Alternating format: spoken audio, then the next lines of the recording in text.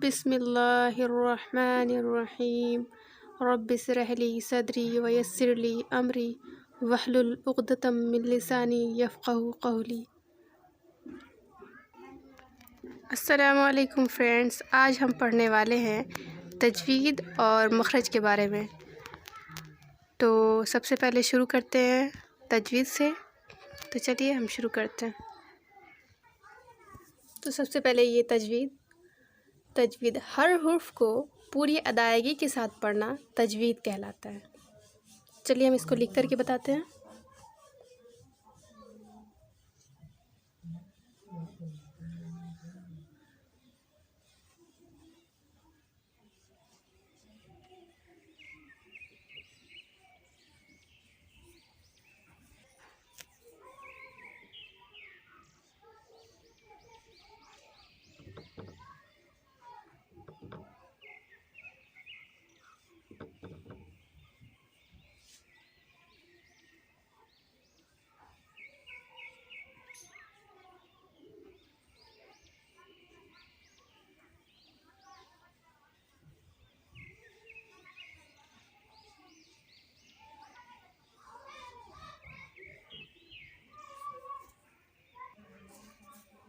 दूसरा है मखरज।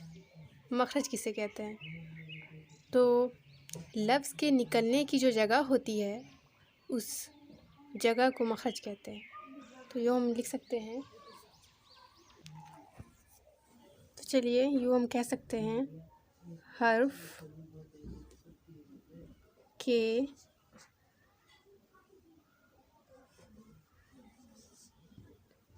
निकलने की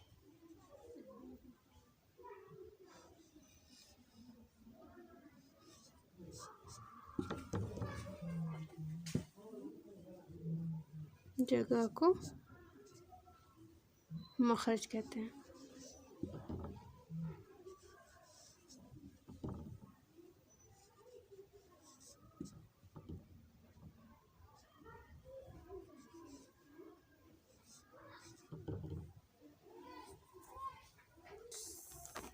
तो दोस्तों हमने देखा तजवीद किसे कहते हैं। तो हर्फ को पूरी अदायगी के साथ पढ़ना तजवीद कहलाता है। और दूसरा था मखरज किसे कहते हैं। तो हुर्फ के निकलने की जो जगह होती है उसको मखरज कहते हैं। ठीक है, तो अब हर हुर्फ का किस तरह से मखरज होता है, कैसे निकालना है, अब आगे हम इसी को पढ़ेंगे। तो चलिए हम आगे जाते हैं। तो चलिए हम सबसे पहले अलिफ से शुरू करते हैं। ये अलिफ। अलिफ मुंह के खाली हिस्से से निकलता है। मुंह के खाली हिस्से से जिस तरह से हम बोलेंगे अलिफ अलिफ। एक बार और फिर से सुन लें। अलिफ मुंह के खाली हिस्से से निकलता है। अलिफ की आवाज़ किधर से निकलती है? मुंह के खाली हिस्से से। फिर यह है बा। बा बा दोनों होठों के गीले हिस्से से निकालेंगे। बा दोनों होठों के गीले हिस्से से निकालेंगे जिस तरह से हम आपको बता रहे हैं। ये मान लिया होठ है, दोनों होठ। तो ये जो हमारा ऊपर वाला हिस्सा होता है वो सूखा होता है, और जो हमारा नीचे वाला हिस्सा होता है, ऊपर वाले हिस्से के बाद ये जो जगह होती है थोड़ी गीली होती है। इसी को जब मिलाएंगे तो ये बा की आवाज़ निकलेगी। बा बा इस तरह से करके। ठीक है, फिर इसके बाद आएंगे मीम। मीम मीम दोनों होठों के खुश्क हिस्से से निकलेगा। किधर से निकलेगा? दोनों होठों के खुश्क हिस्से से मीम की आवाज़ निकलेगी। जैसे हम आपको पहले बता चुके हैं कि ये वाला गीला हिस्सा होता है और ये हमारा सबसे ऊपर वाला खुश्क हिस्सा होता है होठ का। तो जब हम ये वाले और ये वाले हिस्से को एक साथ मिलाएंगे तो मीम की आवाज़ निकलेगी। Meme meme. होठ के खुश्क हिस्से से, दोनों होठों के खुश्क हिस्से से मीम की आवाज़ निकलेगी। और जो गीले वाला हिस्सा होगा वो दोनों होठों के गीले हिस्सों से बा की आवाज़ निकलेगी। बा बा। और खुश्क हिस्से से मीम। फिर हम आते हैं फ़ा पे। फ़ा फा सनाया उलिया के किनारों को नीचे वाले होंठ के अंदर वाले हिस्से से मिलाएंगे तो वो फा की आवाज़ निकलेगी। अब यहाँ पर आप लोग सोच रहे होंगे ये सनाया उलिया क्या होता है। तो हमारा 32 दांत है ना, तो ऊपर वाला सामने वाला जो दो दांत होता है, इसी को सनाया उलिया कहते हैं। ये दोनों दांत को, इसी को सनाया उलिया कहते हैं। ऊपर वाले दांत के सामने वाले दो दांत को जो बीच में होता है उसको सनाया उलिया कहते हैं।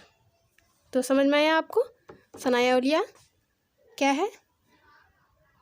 तो फा की आवाज़ सनाया उलिया के किनारों को, जब ये हमारा सनाया उलिया है, इसके किनारों को, ये जो है इसके किनारों को नीचे वाले होंठ के, ये जो नीचे वाला होंठ है, मान लिया यहाँ पर ये नीचे वाला होंठ है, तो ये हिस्सा दांत हमारा ये वाला होंठ के अंदर की तरफ से यहाँ पे लगे, सॉरी वीडियो यहाँ, तो ये जो दांत हमारा, ये दांत का जो नोक है सनाया उलिया का नोक, तो ये हिस्सा जो हमारा होंठ के नीचे वाला जो हिस्सा है उसमें जाकर के इसको मिलाएंगे तो हमारा फा का आवाज़ निकल जाएगा।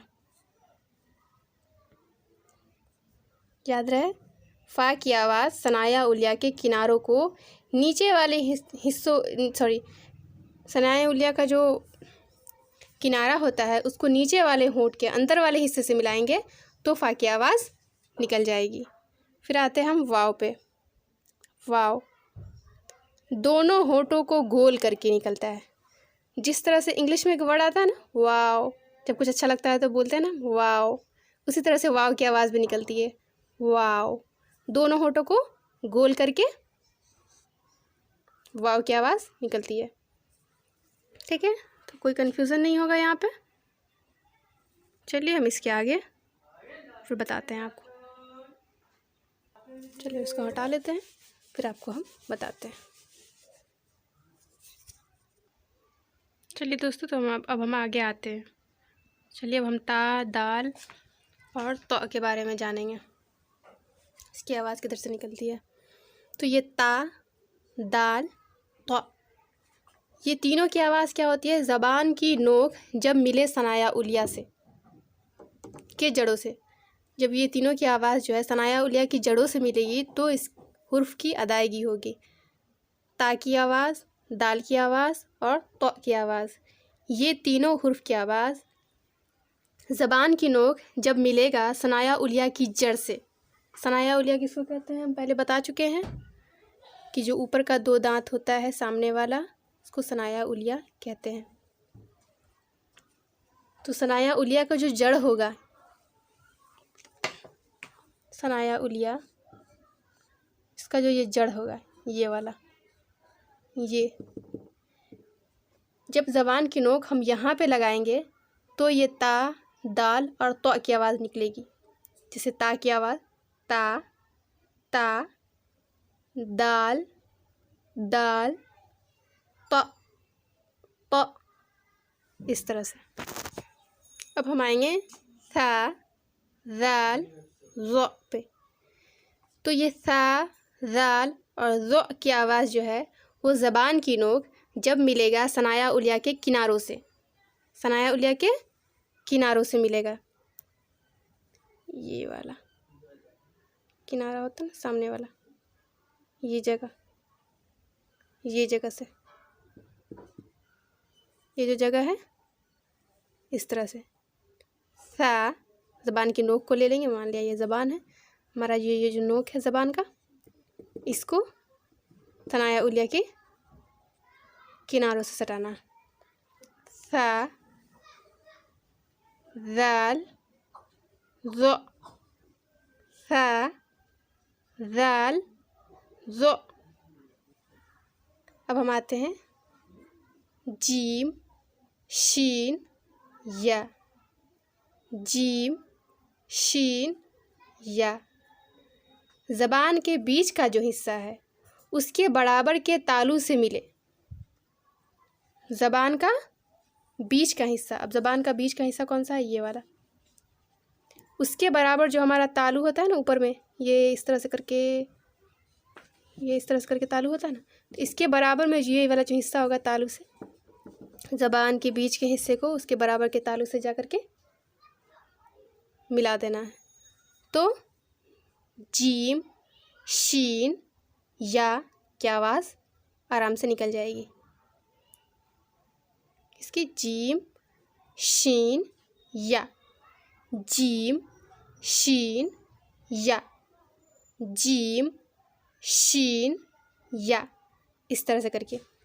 अब हम आपको एक नया चीज़ बता दे रहे हैं, नया तो है नहीं लेकिन फिर भी ये थोड़ा सा शफ़वी, आप इज़हार शफ़वी, इदगाम शफ़वी आगे पढ़ाएंगे नुरानी का था तो फिर उसमें बताएंगे, वो आएगा। तो ये शफ़वी होता क्या है, ये जो शफ़वी है ये होता क्या है? तो शफ़वी किसको कहते हैं? शफ़वी का मतलब होता है कि होंठ से निकलने वाला, होंठ से जो भी हर्फ हम निकालते हैं, जो होंठ से निकलता है उसी को शफ़वी कहते हैं। क्या कहते हैं? शफ़वी कहते हैं।